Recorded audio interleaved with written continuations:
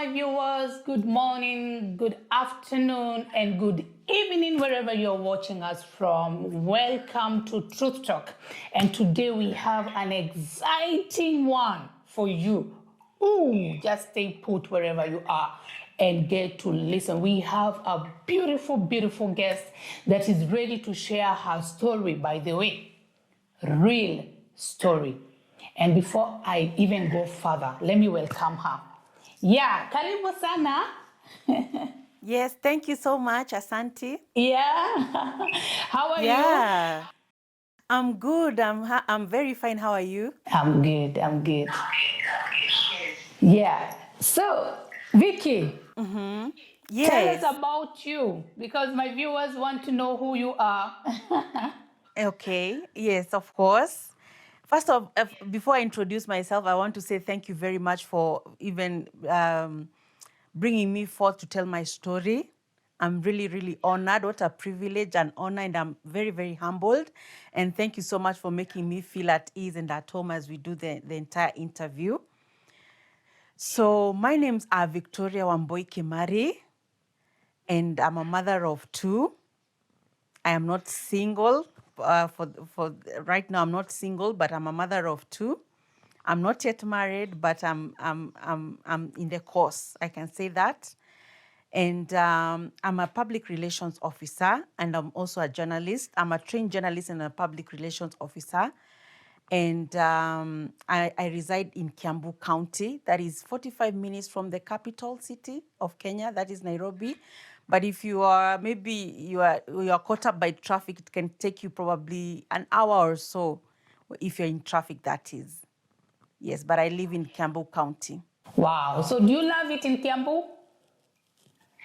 I love it in Kiambu, but it has taken me, a little bit of time.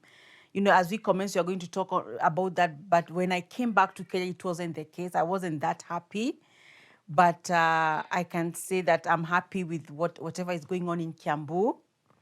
Right now, we are having rains in Kiambu, and we thank God for that. We are very, very humbled and privileged to have the rains.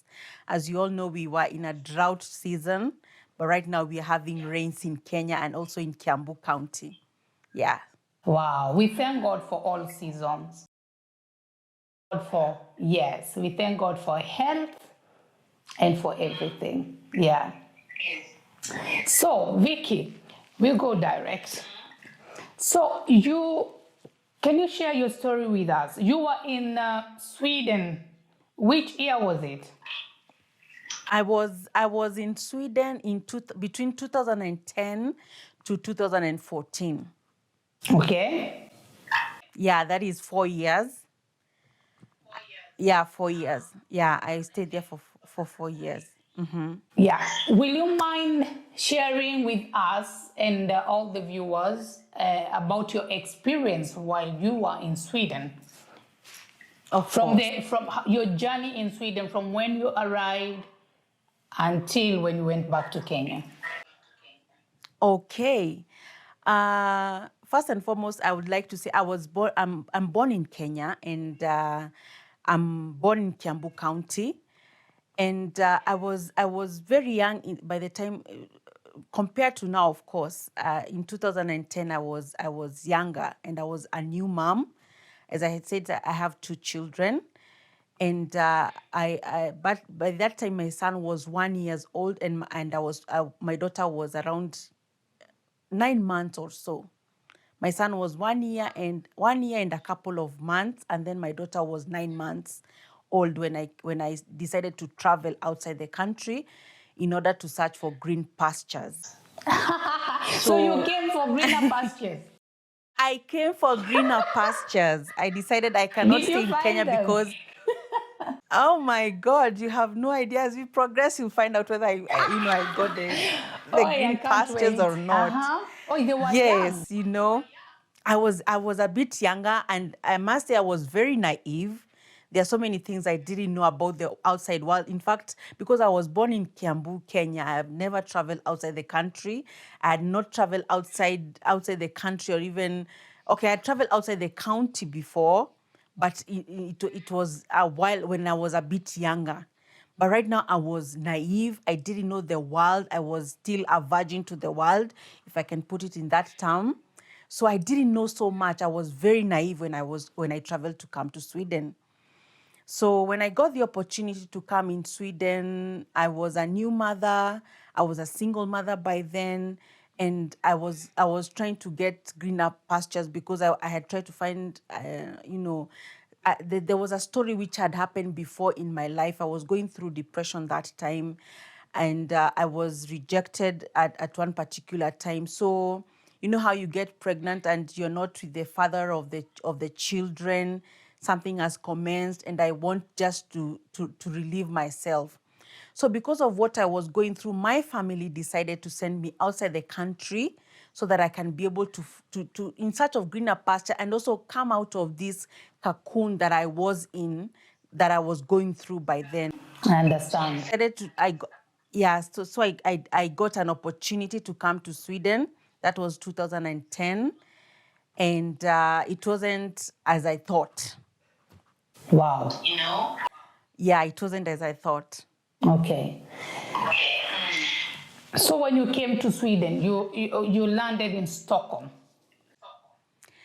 Actually, I never landed in Stockholm. As we all know, Orlando is I never landed in Orlando airport, but I was in Milan. I was in Milan, Italy. Italy. Yes. According to the people who brought us to Europe then, we were brought first in Italy. That is Milan. Yes, that was our gateway, if I can say that. And from Milan to Sweden, that you can take a train, and that is how I ended up, being in Sweden via train. Okay. Yes. Did you know somebody here? Definitely. No, I didn't know anyone. I knew God, if I can say it that, but I never knew anyone per se. In fact, why we opted to travel from Sweden, from Milan to Sweden, is because I didn't know anybody, but there was a young guy that I traveled with from Kenya to Milan. And he told me, we don't know anybody here. Most of the people that we came with, they have already been taken by their family. So we don't know anyone. But he had a cousin in Sweden. Okay. It's my new friend. He told me, let's go to Sweden. Sweden can open doors for us because at least there I know somebody and we can be able to maneuver, so to speak. Yes. Yeah, so that is how I ended up in Sweden. Okay. Continue. Tell us more about what. So when I landed, I remember we came during autumn. Okay. And it was autumn, and it wasn't a very nice feeling, so to speak. It was very cold. It was getting to winter, and it was very, very cold, very cold. I've never experienced such a thing in my life. And in fact, they were saying that year, after grasping the media houses there, like CNN, they were saying it was the coldest year because it will go up to minus 40 degrees, especially where we were set up later. I'm going to discuss about that at the north of Sweden.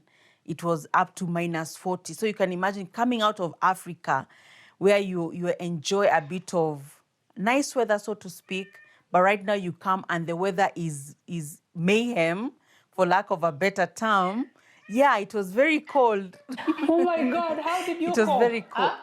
It was, I think humans, we are made to, you can be able to shift you can be able to cope, if I can use that term. Yes. And somehow I thank God because I managed to cope somehow, but it wasn't easy. I had to stretch myself. I had to stretch myself in order to accommodate the new environment. Wow. This is some of the things that I keep on telling my viewers, about the weather, about some of the challenges we have in Sweden. It's climate. And most of us have not even adjusted up to today. I'm one of them. But I'm getting to adjust even after the many years I've been in Sweden.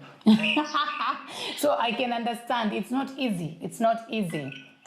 Okay. So where exactly did you go after?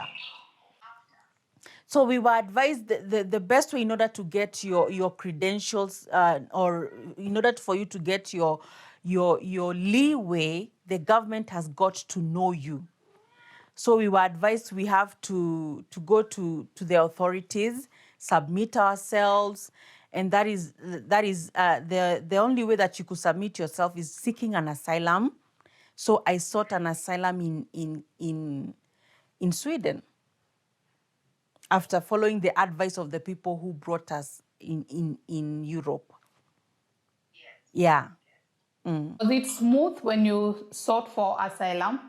Wow. First and foremost, I had learned about asylum, if I can say that, but I never knew exactly what it entails.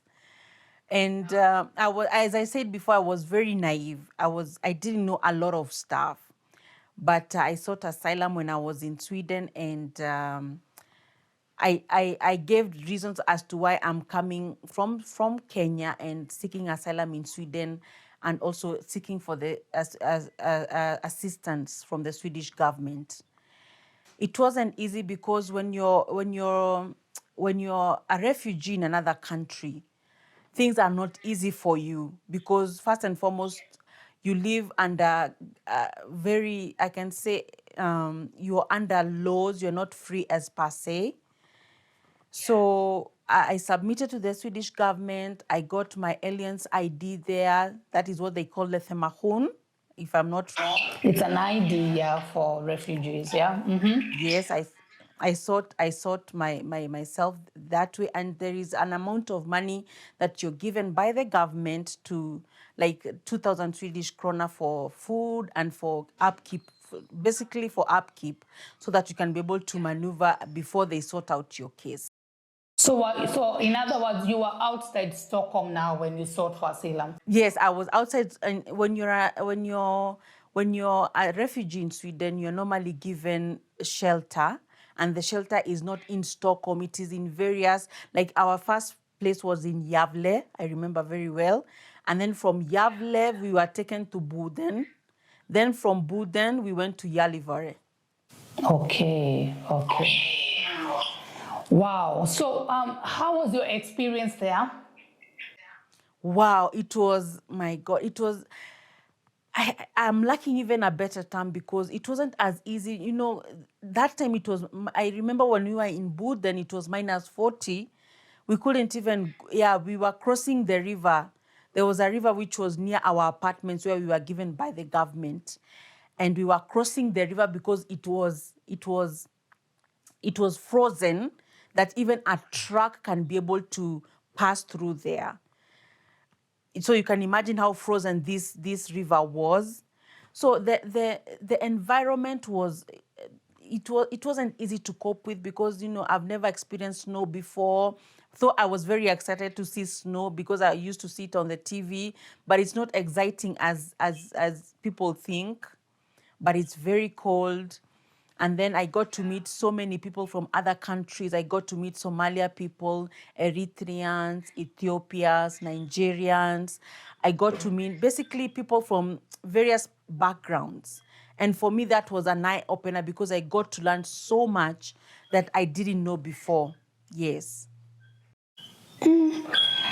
Yeah, I understand. I know Boden, and I know how cold it is. I've been there too.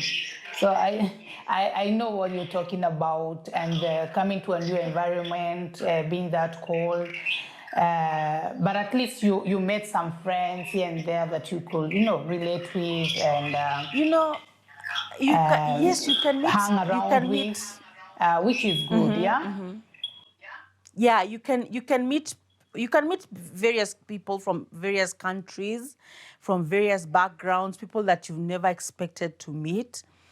But also, when you're there, you are sort of scared, because you do not know who is who in the camp, because you are given warnings. There are some people who work with the migration, and they can take your story, and they can go and feed it to the migration, because you do not know who they are. So I was a bit cautious. We were a bit cautious with the people that I was with, because you do not know who is who, because you have to be very careful. Exactly. So how long were you in the camp? I stayed in the camp for about 1 year.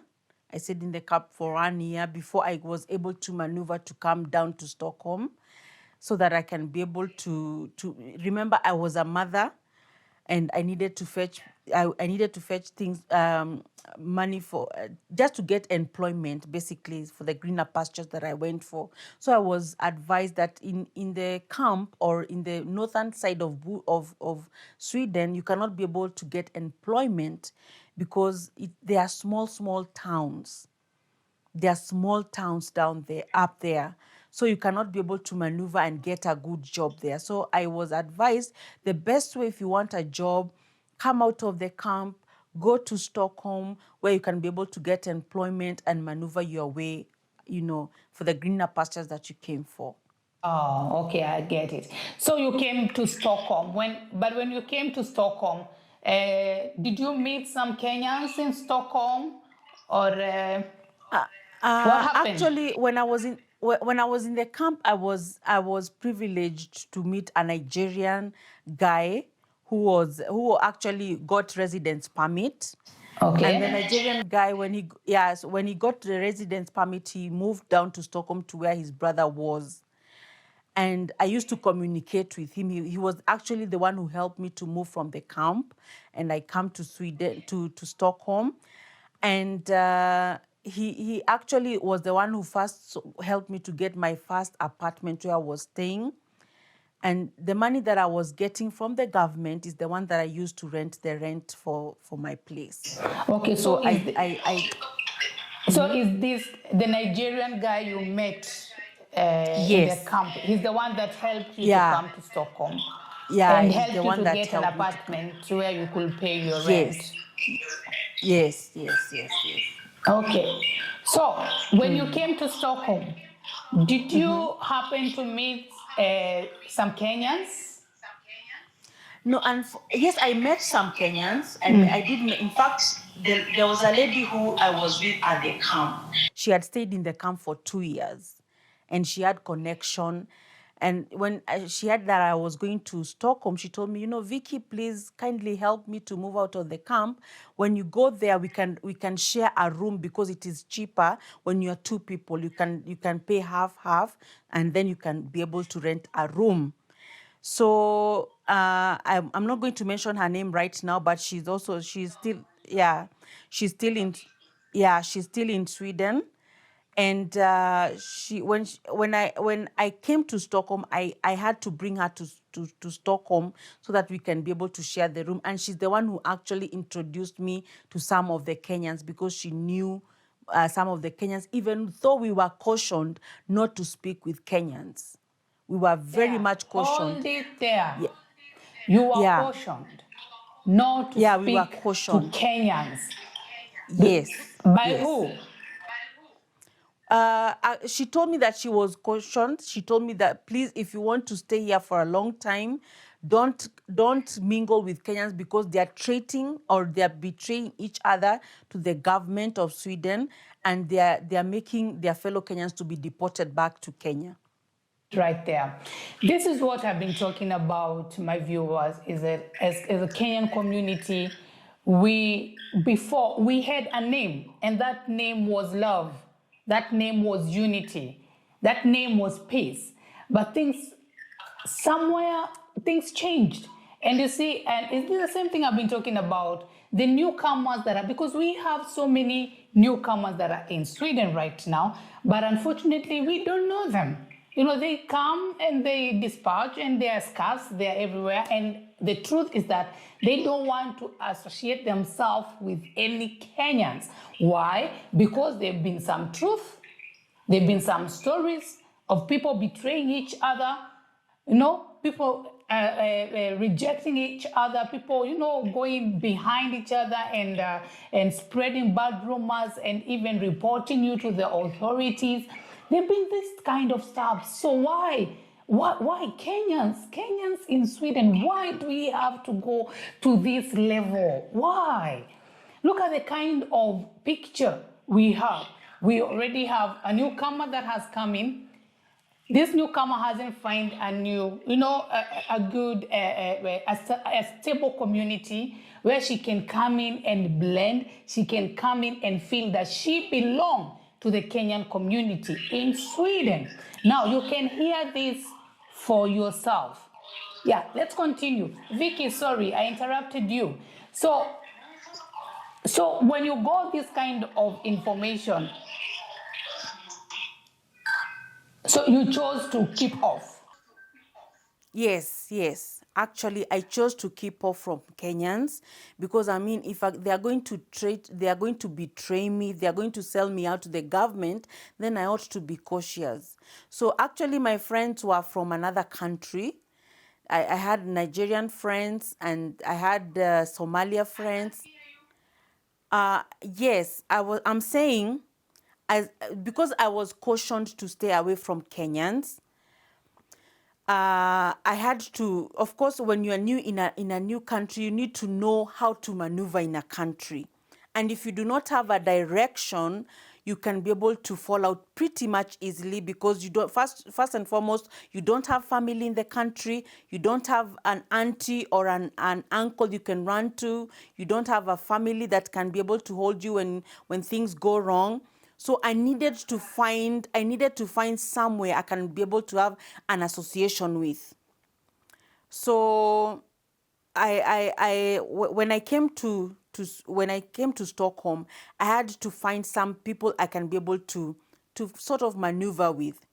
And the best place that I started with was church, you know, was church. And then there, because I had not submitted, when you are with the migration, for example, when you come out of the camp, you have to give the migration an address. You have to give the migration an address. And Exactly, when you to know give the where you when you are. yeah, so that they know where to, or maybe they can tell you this is where your case is, prepare so that you can be able to maneuver. So my friend who came to Stockholm, who was in the camp that I helped come to Stockholm, she's the one who she advised me, okay, you can give this address. The address was a Kenyan address. And that is where actually my nightmare started. I remember very well because I gave out my address to the migration. I went and spoke to the woman. She was from Kenya. I'm going to withhold that the name and all that stuff. And I gave out the address and I spoke to her. She was like, yeah, you can give out my address, no problem. When the letters come, I'll make sure that I call you and then you can come and sort out your case with the migration. So I gave out my address. That was her, even though I wasn't living in that place. Okay.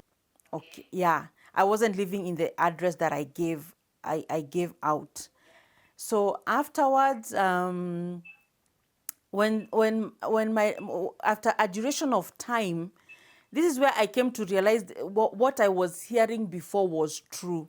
After a duration of time, my money from the government was cut off. The 2000 and the 2000 krona that I was given by the government, it was cut off. And I asked myself, how come?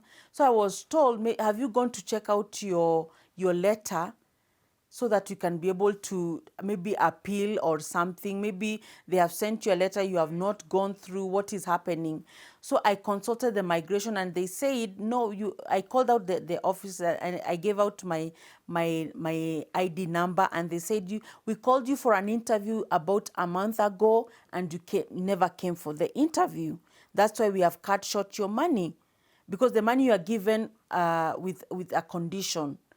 And that condition, you have to, everything the government says you do, you have to do.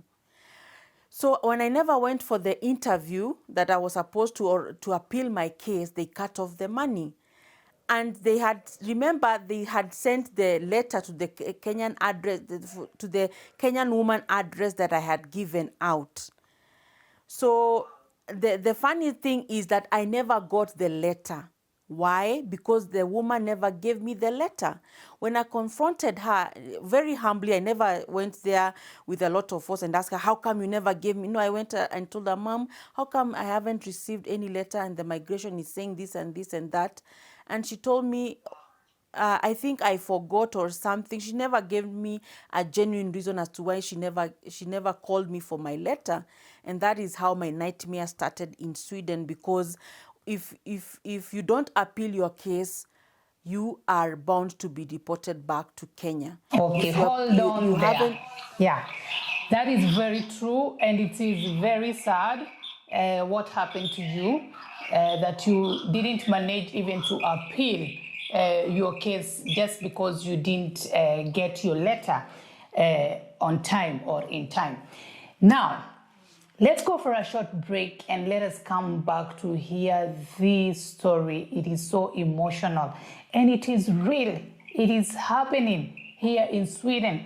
This is just an example of so many stories that are happening here. And I'm happy that Vicky is bold enough to speak out about what is really happening in Sweden. So stay tuned and let us go for a short break. Bye-bye. And are you in the diaspora and you want to invest on real estate housing? Wilson Homes, they got you. They offer you affordable and high quality living solution.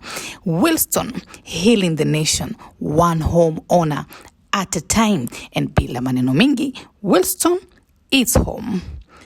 Wait. Do you want to get yourself a land? Optiven, a leading brand in the African real estate on lands. Optiven has ensured a hassle-free investment process for all the diasporans. And Milana Tours and Safaris, a Kenyan company that provides safari throughout East Africa and the world at large. They offer you a fulfilling holiday and make sure you enjoy every moment. It is possible. All this and more. Just contact us on Truth Talk and we connect you to where you're supposed to be.